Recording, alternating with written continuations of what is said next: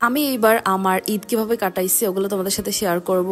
So hello everyone, কি অবস্থা সবার? Welcome back to my another new blog. Eid মানে খুশি আর ঈদ মানে আনন্দ। সো সবাইকে ঈদ মোবারক জানাচ্ছি আগেই। একদম আমি সকাল থেকে সারাদিন কি কি করেছি ওগুলো তোমাদের সাথে স্টেপ বাই স্টেপ শেয়ার করব। সো সকালে ঘুম থেকে উঠেই দেখি আম্মু একদম সব ফ্রিজ থেকে নামিয়ে রাখছে, আর সাথে হচ্ছে আমাদের এখানকার যে ট্র্যাডিশনাল খাবারটা আছে আম্মু ওইটাও বসাই দিছিল চুলায়। পাশে সেমাই রান্নার জন্য দুধও বসাই দিছিল। তো আম্মু আমাকে জাস্ট একটু চেক করতে বলতেছিল যে এই ট্র্যাডিশনাল খাবারটা ঠিকঠাক মতো আছে নাকি। এইটার কি নাম আমি অ্যাকচুয়ালি জানি না, বাট এরকম দেখতে হয়, মানে খেতে খুব একটা খারাপ হয় না। আজকে অনেক সকাল সকাল ঘুম থেকে উঠে পড়েছি, যেহেতু নামাজ আছে। সো এই জন্য ভাবলাম যে আগে থেকে একটু শাওয়ার নিয়ে দেন নামাজে যাব।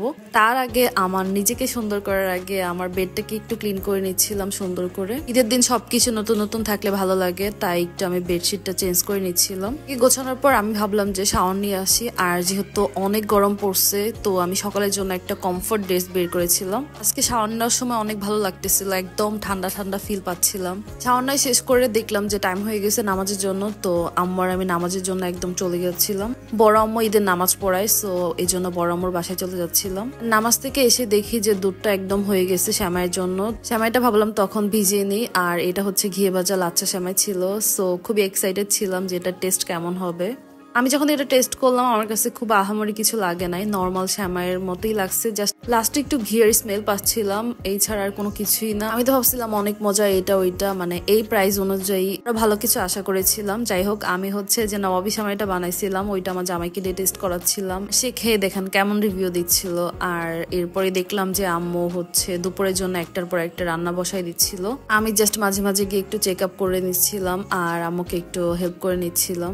আমার জামাইও আসলো আর আমরাও আসলাম, তো একসাথে হচ্ছে একটু পিকচার নিয়ে নিচ্ছিলাম। দেন আমার জামাইকে সালাম করার পর সে আমাকে সালামি দিচ্ছিল। এগুলো অ্যাকচুয়ালি যদিও আমার সালামি না, এগুলো সব আমার থেকে নিয়ে নিবে সে একটু পর। কাল থেকে কোনো কিছুই খাওয়া হচ্ছিল না। পরে বড় আম্মু হচ্ছে খিচুড়ি পাঠাইছিল, তো ওইটা খাচ্ছিলাম। এরপর আমার এত ঘুম পাচ্ছিল, সারা রাত ঘুম হয় নাই ঠিক মতো, মানে লাস্ট কয়েকদিন যাবত ঘুমই হচ্ছিল না। পরে একটু ঘুম দিলাম আর উঠে দেখি রান্না বান্না অলমোস্ট শেষের দিকে। আম্মু আর ভাবি মিলে সবকিছু রান্না করে ফেলছে। আম্মু বললো পোলাওটা একটু উল্টে পাল্টে দেওয়ার জন্য, সো আমি একটু উল্টে পাল্টে দিচ্ছি। আজকে বাসায় অনেক আইটেম রান্না করা হয়ে গেছে, সো একটা একটা করে খেতে হবে। এই জন্য আমি আগে ডেজার্ট পার্ট গুলা শেষ করছিলাম। বাসায় আজকে অনেকগুলা ডেজার্ট বানানো হয়েছে, তো সবগুলা টেস্ট করা হয় নাই, জাস্ট কিছু কিছু আমার টেস্ট করা হয়েছিল। আর গরমের মধ্যে আইসক্রিম তো মাস্ট থাকবেই থাকবে। দেন ভাবলাম যে একটু দুপুরে লাঞ্চটাও করে ফেলি। এত কিছু রান্না করা হয়েছে, সো একটু প্লেটিংটা না সুন্দর করে সাজিয়ে খেলে কেমন হয় বলো তো। আমি একটু প্লেটটা সুন্দর করে সাজিয়ে নিচ্ছিলাম। এইটা যদিও আমি খাবো না, আমার হাজবেন্ডের জন্য সাজাচ্ছিলাম। হাজবেন্ডকে দেওয়ার পর বলতেছে যে আপনি এখানে এত সুন্দর করে আপনি সাজাইছেন, আপনি খেলেই ভালো লাগবে। জাস্ট প্লেট সাজানো পর্যন্তই ঠিক আছে, পরে আর ওগুলো আমার খেতে ইচ্ছে করে না।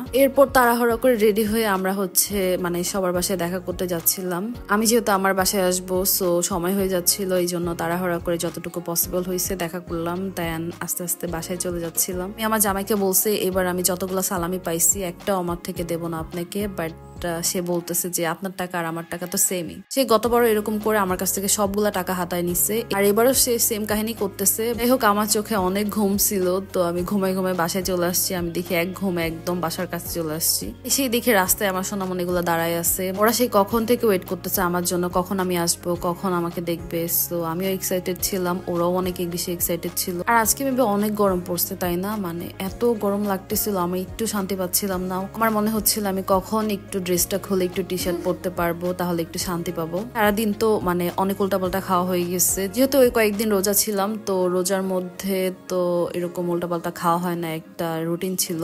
আজকে তো কোনো রুটিন ছিল না, একদম উল্টাপাল্টা যা ইচ্ছে করছে সেগুলাই খাওয়া হয়েছে। রাতে চাচ্ছিলাম একটু শান্তি মতো খাওয়া দাওয়া করার জন্য, যাতে খেলে এগুলো শান্তি পাই। ট্রাস্ট মি, রাতে যখন এগুলো খাচ্ছিলাম, মানে মাছের তরকারি দিয়ে ভাত খাচ্ছিলাম, তখন আমার কি পরিমাণ যে শান্তি লাগা কাজ করছে। ওটা শেষ করার পর আমার কাজিনরা বলতেছিল যে আপু তুমি কি আম খাবে? আম কে না খায় বলো ভাই? গরমের মধ্যে কাঁচা আম মাখা বা কাঁচা আম এমনিতেই লবণ দিয়ে খেতে যে কি পরিমাণ মজা, এইগুলো আসলে যে খায় সেই বুঝে। আর এটা ছিল আমাদের গাছের আম, সো নিজেদের গাছের আম খেতে তো আরো বেশি মজা। কিন্তু কষ্টের ব্যাপার হচ্ছে এখন আম আছে মাত্র একটা, মানুষ হচ্ছে অনেকজন হয়ে গেছি আমরা। আর আমি একটা আমকে অনেকগুলো সাইজ করছি যাতে সবাই মিলে সুন্দর করে খেতে পারি। আর অ্যাকচুয়ালি তখন আমটা খেতে অনেক বেশি মজা লাগতেছিল। দেন এরপর আবার আমরা মধু নিয়ে বসলাম। গরমের মধ্যে এই ফলটাই খেতে অনেক বেশি শান্তি কাজ করে, মানে একটু ফ্রিজে রেখে তরমুজটা গোশটা যখন খাই তখন অনেক শান্তি লাগে অনেক। আর এই তো এবার আমি এভাবে ঈদ পার করলাম, আলহামদুলিল্লাহ ফর এভরিথিং। তোমাদের কার কার ঈদ এবার কেমন কাটলো তো এটাও কিন্তু আমার সাথে শেয়ার করতে ভুলবে না। হোপ আমার ভিডিও তোমাদের ভালো লেগেছে। Please don't forget to like, comment and share. Bye by.